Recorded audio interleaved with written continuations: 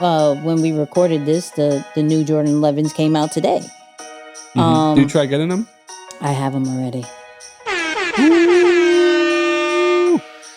Let's talk about Alicia Keys. You know what I mean? Let's talk about Alicia Keys. First time on the show. Right. First time. We may have to do a whole breakdown one time for the one time, but for now, let's just sprinkle this in because she had a interview with, of course, Drink Champs. We love featuring Drink Champs because they have some of the best interviews. I'm not gonna lie. Yeah, some of the best. But she was on a recent interview with Drink Champs, and I wanted to take a little not turn, but a different perspective of things. So I'll let you guys hear it first, and maybe you can guess where I'm trying to go with this. But she's always released on the fourth quarter, and this is what Nore had to say about this. You really a big dog. Like, when I was making records, they would keep me in the summer because it's easier to push an artist in the summer. CEOs used to tell me, you can't come out fourth quarter. You a go, dude. You gonna stay your ass in the summertime. I never got offered, and I'm looking at it, I said, damn, all of your shit was fourth quarter. Because you know what that means? That when they drop you fourth quarter, that means that you are the sure shot for them to make all their money back. So they push you, Jay, DMX, and all of you guys to the fourth quarter because y'all are sure shot. Did you know that? I happen to be aware of that. Not like that. So, here's my spin on it, right? And I want to take it out of a music context. When we are planning, whether it's releases, whether it is business goals, whatever it is, I like how the music industry does this, where we'll release some of our projects or our artists in spring and summer because we could test out the audience. We could try this out. We know people are more hyped up during the summer. It's going to be easier to kind of release these particular projects. But to bring it on home, we're going to leave the big dogs for the fourth quarter. And me and Moose had a quick conversation about this, and I'm like, yo, why can't we just spin that to just like regular projects? Why can't we spin that off of just regular releases or, things that we have to do within our business and brand that sometimes we think, okay, first quarter, we have to come in strong. It's kind of our best stuff and make money in the front end. And then when we get fourth quarter, I know I could speak on this and Moose could probably agree, so he'll correct me if I'm wrong. But then in like the fourth quarter, it's more of like we're chilling out kind of thing because we did all our heavy hitter stuff in the beginning, right? Which is cool, but when you're looking at how the music industry does it, it's like kind of like all year round, there's different projects here and there that they're testing out, whether there's new artists, whether it's like summer anthems, and in fall situations. But then you have guarantee people like an Alicia Keys, like a Jay-Z, Kendrick, that can come out, which Kendrick, if you could finally come out, it'd be great. I know it's not going to happen. We're literally in like the last couple of weeks of this year, but I'm just saying, like, please, thank you. Because it would be acceptable. It would be acceptable. We would listen. We would listen all day, but that's not the point. My whole thing is, Moose, could we take this strategy of what has been a proven situation? Because what they didn't say, they said it in the earlier interview where Alicia Keys' maybe first album, maybe one or two albums came out in the summer. Definitely the first one. And then they saw how big it was. They saw the response. They saw all the results. And they say, you know what? We're going to take this results to the fourth quarter. because this is going to be big enough, because if we took any kind of L's, if this may have been a slow year for our record label, we can always lean back on this one because we know this fan base is going to be killer and waiting for the music and doing everything that we can. So we could possibly do the fourth quarter release and then start off with the tour in the beginning of the year. You know, so it's not just the release and we could leave it alone. Now it's something that lasts and still has a big impact in the beginning of the year, beginning or the middle of the year. So I'm looking at this like, can we apply this just for a regular brand and a regular business? And if so, how? Yeah. I mean, it's super interesting, right? I'm kind of looking up some of her stats. I think she sold somewhere north of like 65 million records worldwide since her release. So let's go. She's a heavy hitter for sure, and I think she's definitely one of those people who goes unnoticed. If you're not someone who really keeps up with her social media or her, you know, her music, then you might not really be like, oh yeah. I don't know that she's someone who's mentioned in the same maybe sentence as a Beyonce or a Rihanna, right? But she definitely is up there, you know, like for sure she's up there. I think in more, because Rihanna and Beyonce is more of a pop situation, where Alicia Keys is definitely soul R&B, and she is definitely giving her flowers with that. Like when you listen to the interview, she mentioned like Prince was on her line. Michael Jackson was on, like, she met Sade, like, I think, like, the real ones know, like, Alicia Keys, she has 15 Grammys. Wow. Yeah. Wow.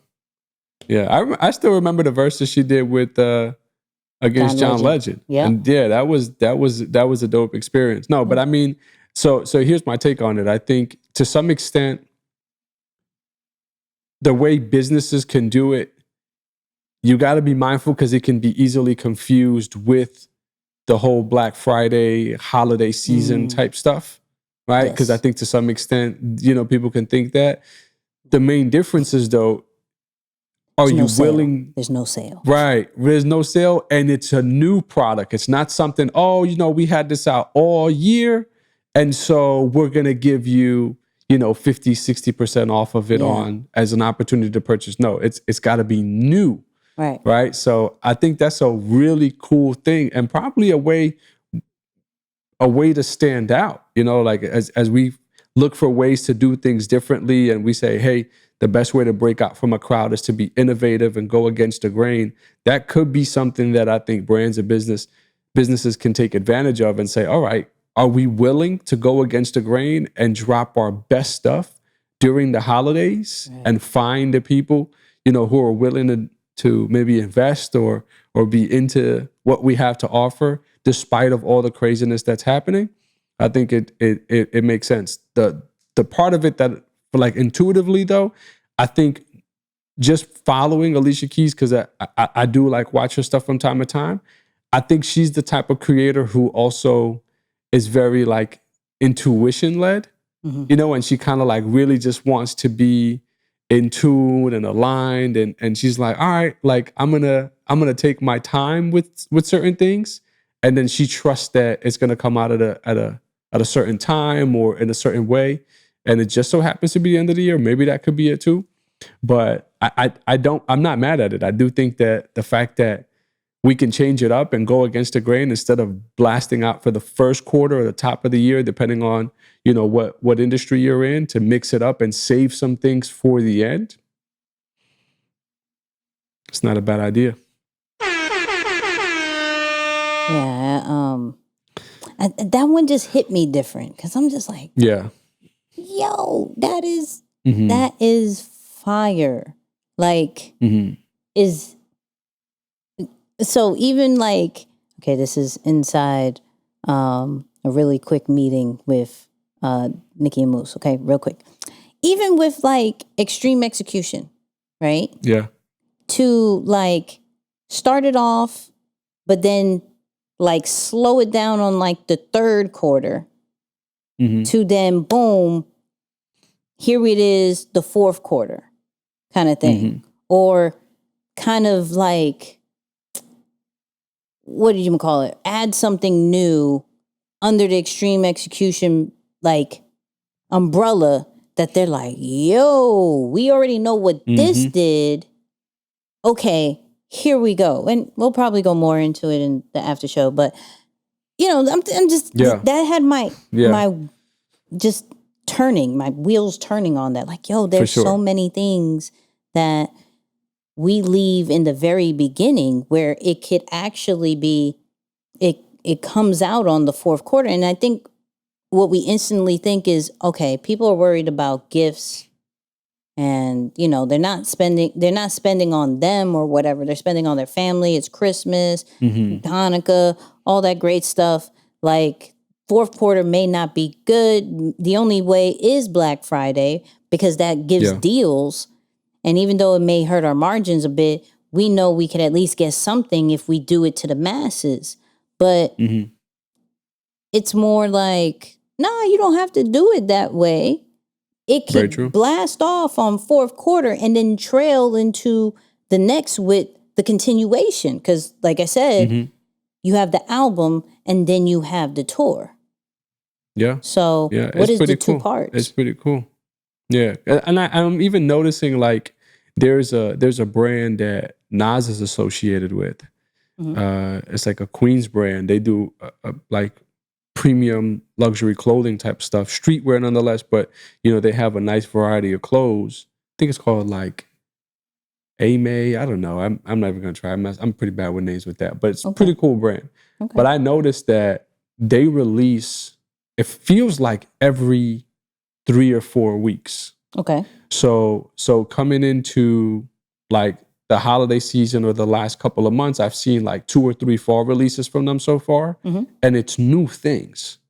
So it kind of like it now as I'm kind of thinking about what you're saying, it's like, yo, could that be a way of doing it where one, it's in line with the season, like it makes sense. Oh, fall, so we're releasing sweaters and jackets because it's fall season, and so yes, that release makes sense to kind of give us your best fall things in the winter. Well, sure, that makes sense. But can that be done with services rather than just products? You know what I'm saying? Like, can you do that with a service rather than a product? But you know what just came in my head? Who does this very well? The Jordan brand. Ooh. The Jordan 11s will always come out in December. This is a guarantee banger. It's a guarantee sellout. It is a guarantee lines out, fighting happening. It happens every fourth quarter. They will wait till the last month to release the one shoe that is always requested. And though they've released 17 million other ones, that particular one is the most hyped ones that come out every single year. Is guaranteed. The Jordan brand does this particular formula very well. That just hit me because that makes sense. By when we recorded this, the new Jordan 11s came out today. Did you try getting them? I have them already.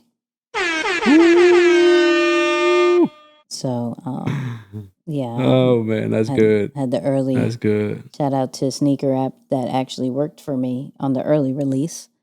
But so you got them this year, but on the early release. Yeah. They dropped a few weeks ago on Sneaker App, and I purchased it, and so I could sleep in today and not worry about the headache.